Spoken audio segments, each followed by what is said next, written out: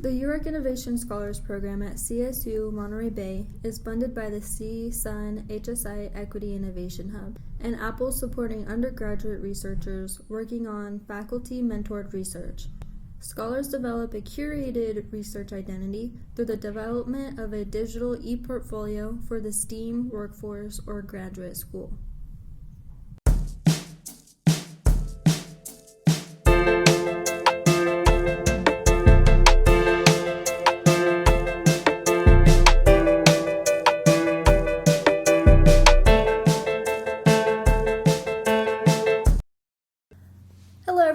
Welcome to our new podcast called Otterly Curious, where undergraduate researchers share their work from the lab and field, making science relatable and exciting. Tune in once a month as we uncover new discoveries, personal experiences, and the impact of student-led research. I'm Angelica, and I'm Jourdan. I'm happy to be here. And today we are going to talk to Jourdan about his research and all the inside deets.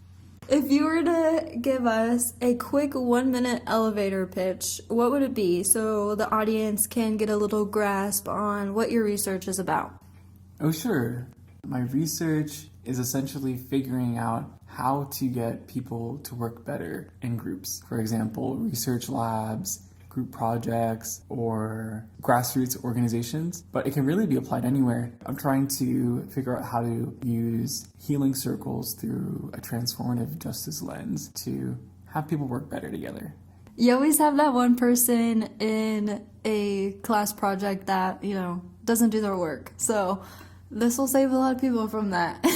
And I think that experience it's really frustrating and it's really real. And there ends up being that one person who we just don't know how to get along with. And it ends up being a poor experience for us, but also for that person who is probably going through something, isn't able to communicate properly. So we have a hard time being able to communicate openly with each other. I want to figure out how to bridge that gap and get people to work better together. That's amazing work. I asked you to create a 6-word mission statement, and what did you come up with? It's like realizing and understanding radical social theory. In 6 words, that's pretty much what I'm all about. Doing a lot of reading and then figuring out how to actually put some of the stuff that I'm reading into practice. That's amazing. So your work is all about getting people to work together better in a way that is healthy. Like having a healthier relationship with colleagues and people in labs and in school, correct? I couldn't have said it better. Okay, perfect. So tell me, Jourdan, what is the main question or problem you're addressing in your research? There's a lack of resources and guidance to navigate interpersonal conflict in activist spaces, and educational spaces too. Whenever conflict goes down, whenever people disagree, fight, offend each other, hurt each other, there isn't really a way to protect the emotional, physical, or social safety needs of people, especially oppressed groups. It's also really difficult to create a space for transformation to make sure that that kind of conflict never happens again. It usually ends up in shame or expulsion, some kind of ridicule that's not really productive, but it's the only thing that can really happen if there's no other way to handle it. Yeah, it's an interesting point, especially when people are grown up. What's that study where it's if you see something wrong, they just assume that somebody else is gonna handle it, It's kind of like that. Yeah. And I think a big challenge that I've also faced in this is whenever something goes down and you're in a group setting, you look to the person next to you and you base a lot of your decisions off of what is right in terms of a group context, what's right for the group. And I think it's really tricky to navigate through. Yeah, that's very interesting. Let's move on. So, what everyday problems or real life issues does your work touch on?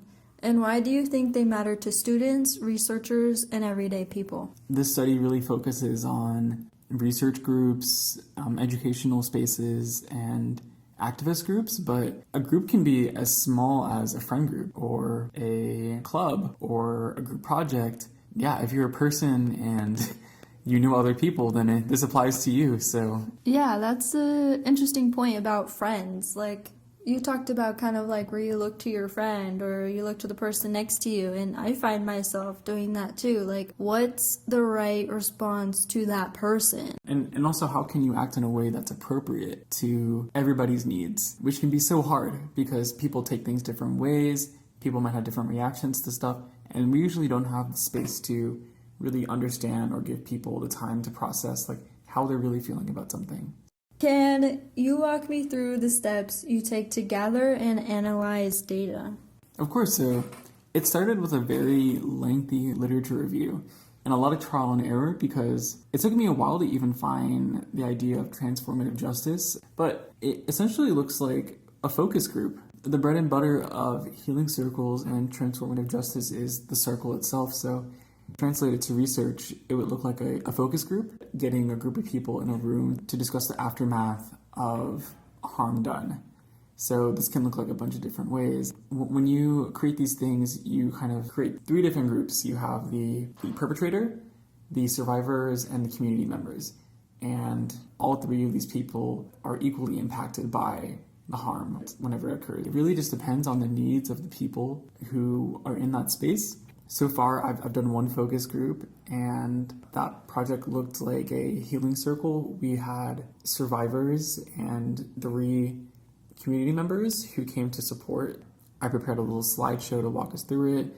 We set some intentions, created a safety plan, and talked through the harm that was done. And it can be kind of emotional. It's kind of like an intimate and vulnerable thing because I don't think a lot of people are even really used to talking about their feelings or even admitting when they've been hurt. And hopefully the goal is to leave feeling restored.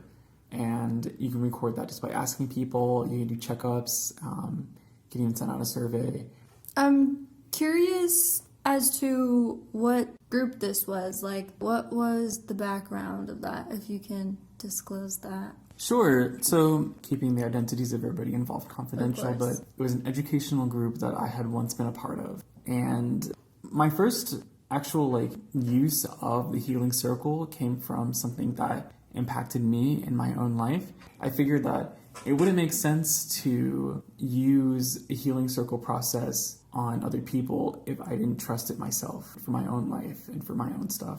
That's really cool. And thank you for being vulnerable with that team as well. Like, that must have took a lot of guts, just not only to put yourself out there, but to even ask them to help you in this. So that's what's so tricky about interpersonal conflict, but also what's so incredible about healing circles and transformative justice, because I went into this process angry and not understanding my role in conflict. I was at a point where I feel like I was being overly accountable for the actions of other people. I did have a role in that conflict, but I entered it really upset and confused, but I left it kind of feeling in better understanding of what I can control in my own life, and I was really happy about that.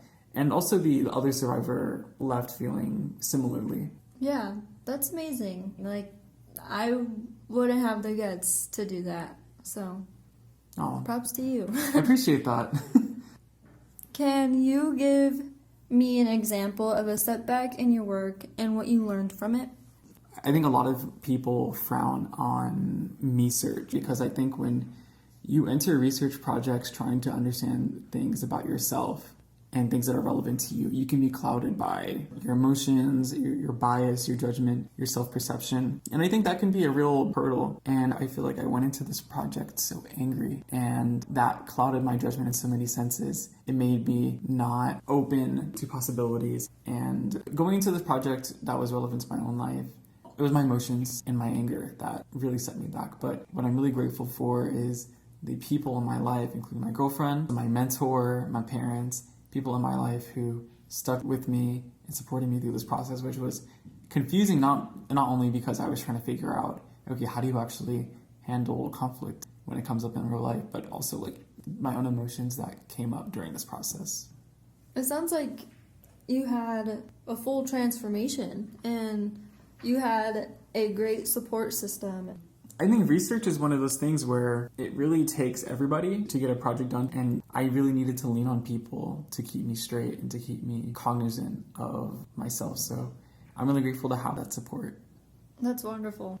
Who inspired you to do this work? Oh, wow. Foremost, shout out to my research mentor, Dr. Rosales. She's someone who is so driven by radical love. She really inspired me, and I'm really grateful for that, because I don't think I would be in this kind of work if it wasn't for her. So Shout out to your mentor. shout out to your mentor. If you have a mentor, go hug them. Go hug them if they're into that. Yeah, if they're okay with that. Maybe you can send them an email or something. I don't know. Depends on your relationship with them. Yeah, you can always ask. How does your work fit into the larger context of the field?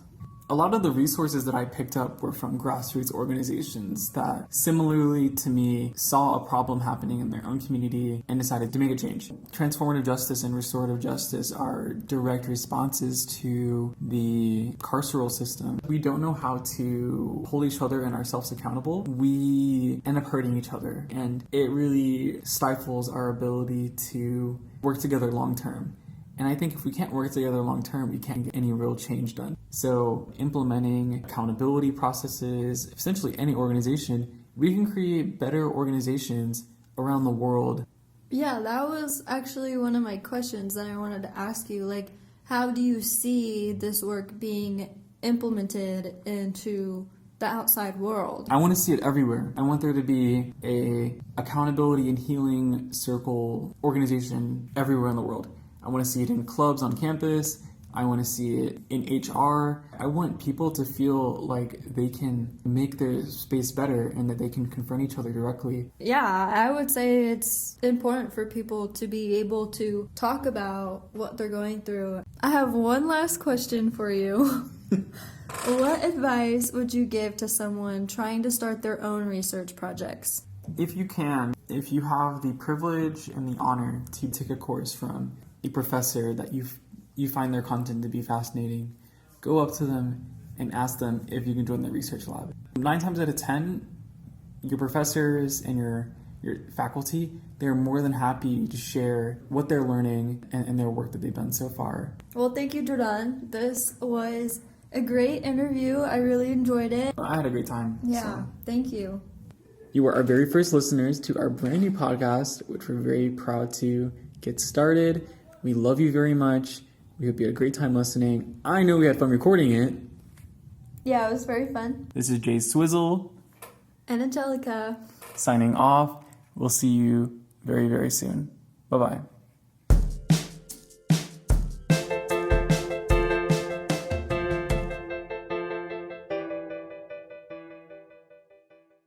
Otterly Curious is made possible in part by a grant between the HSI Equity Hub at CSU Northridge and Apple, aimed to catalyze HSI programming throughout the CSU system, statewide and nationally.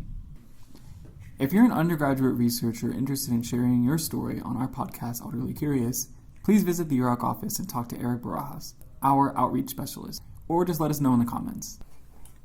Thank you.